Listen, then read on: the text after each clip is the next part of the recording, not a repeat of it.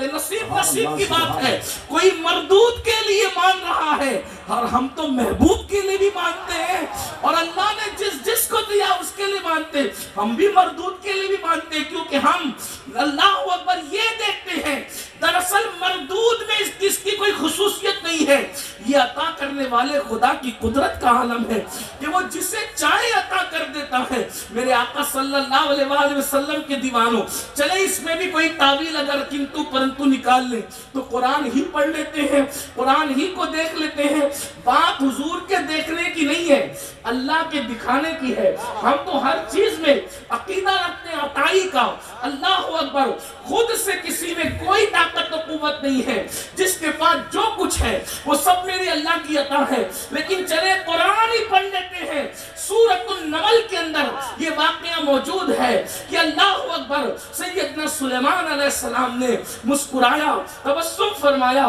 عبداللہ ابن عباس رضی اللہ تعالیٰ عنہ فرماتے ہیں حضرت سلیمان نے جب تبسم کیا تو پوچھا تبسم کی وجہ کیا ہے. وہ فرماتے ہیں کہ چوٹیوں سے چوٹی کہہ رہی ہے کہ اپنی اپنی دلوں میں گھس جاؤ, کہیں ایسا نہ ہو کہ لاشعوری طور پر لشکر سلیمان تمہیں اپنے پیروں سے کچل دے. اللہ اکبر, اندازہ فرمائیں, غور فرمائیں, حضرت سلیمان مسکرا رہے ہیں. پورے لشکر میں سے کسی نے نہیں سنا, جنات تھے انہوں نے بھی نہیں سنا, انسان تھے انہوں نے بھی نہیں سنا. کس نے سنا؟ سلیمان علیہ السلام نے. اور حضرت رئیس المفسرین سید المفسرین عبداللہ ابن عباس سے لے کر کے علامہ مفتی احمد یار کا نعیمی رحمت اللہ تعالی علیہ تک سب لکھ رہے کیا؟ یہ لکھ رہے کہ وہ چوٹی اور سلیمان علیہ السلام کے درمیان کم و بیش 3 میل کا فاصلہ تھا. 3 میل کا فاصلہ تھا. آپ اندازہ فرمائیں 3 میل کے فاصلے پر سلیمان علیہ السلام نے چوٹی کی گفتگو کو سن کر مسکرا دیا. اللہ اکبر, جب سلیمان علیہ السلام کی سماعتوں کا یہ عالم ہے تو جانے سلیمان کی سماعتوں کا عالم کیا ہوگا.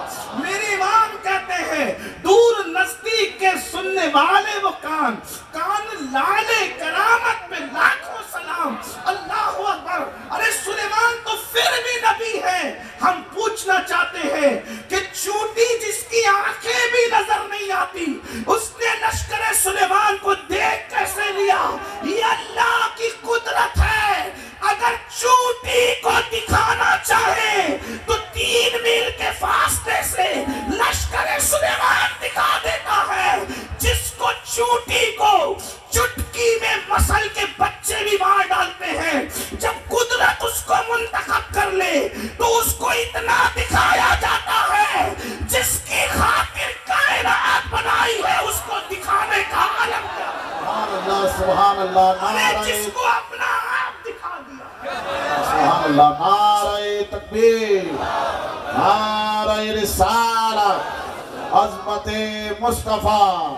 سبحان اللہ, سبحان اللہ. جس کو اپنا آپ دکھا دیا پھر اس سے چھپایا کیا ہوگا. اسی لیے تو میرے امام کہتے ہیں اور کوئی غیب کیا تم سے نہا ہو بھلا, جب نہ خدا ہی چھپا تم پہ کروڑوں درود. سبحان اللہ, سبحان اللہ. جہاں اپنا آپ دکھایا ہے پھر چھپایا کیا؟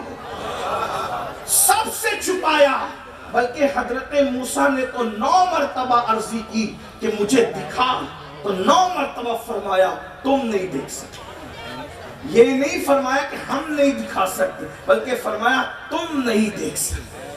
ہائے ہائے, اندازہ تو فرمایا اس لیے تم نہیں دیکھ سکتے. کیوں؟ اس لیے کہ دیکھنے والی آنکھیں کوئی اور پیدا کی گئی. کس کو دیکھا یہ موسیٰ سے پوچھے کوئی, آنکھ والے کی ہمت میں لاکھوں سے. تو اللہ کے رسول صلی اللہ علیہ وآلہ وسلم ہمیں ملاحظہ فرمائے. بات ایک جملے پر دور نکلی, اصل عنوان یہ ہے ان الذین یؤذون اللہ ورسولہ, جو اللہ رسول کو اذیت پہنچاتے ہیں اللہ نے ان پہ دنیا میں بھی لعنت کی اور آخرت میں بھی. مطلب کیا؟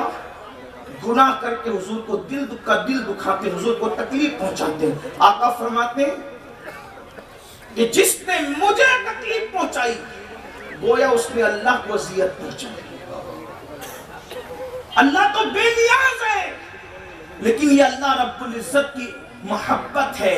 کہ محبوب کی اذیت کو اپنی طرف اشارہ فرما کر کے محبوب سے محبت کا اظہار کر کے فرمایا ان پہ لعنت ہے دنیا میں جو میرے محبوب کو اذیت دیتے ہیں گناہ کر کے، تکلیف جس طرح کی بھی تکلیف پہنچا کر۔ اس کا مطلب یہ ہے کہ کون آپ کے ساتھ کیا کر رہا ہے یہ مت دیکھو، یہ رسول اللہ کو پہنچائی ہوئی اذیت کے بدلے میں مصیبتیں ہیں،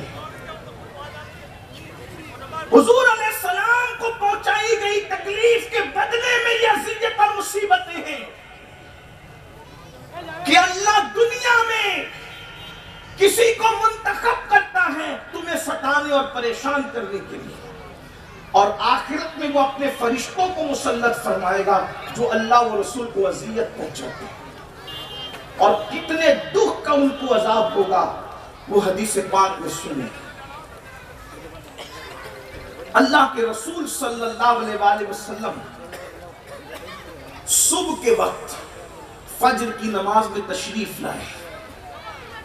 اب یہ مت سمجھنا کہ حضور علیہ السلام کو گناہ کر کے اذیت پہنچائیں گے، تکلیف پہنچائیں گے، پھر بھی قبر میں سکون سے سوئیں گے اور دنیا میں بھی سکون سے سوئیں گے۔ ہر چیز میں یہاں اللہ نے کسی کو منتخب کیا بطور عذاب، وہ بے نیاز، وہ ضروری نہیں ہے کہ سانپ ہی مسلط کرے، وہ انسان بھی مسلط کر سکتے۔ انسان تو انسان ہے، اللہ بطور عذاب اولاد بھی مسلط کر سکتے۔ بے شمار ماں باپ ایسے ہیں جو اپنی اولاد کے بارے میں رو کر یہ کہتے ہیں کہ اگر یہ پیدا نہ ہوا ہوتا تو اچھا ہوتا۔ وجہ اللہ نے بطور عذاب تمہاری اولاد کو تم پر مسلط کر دیا۔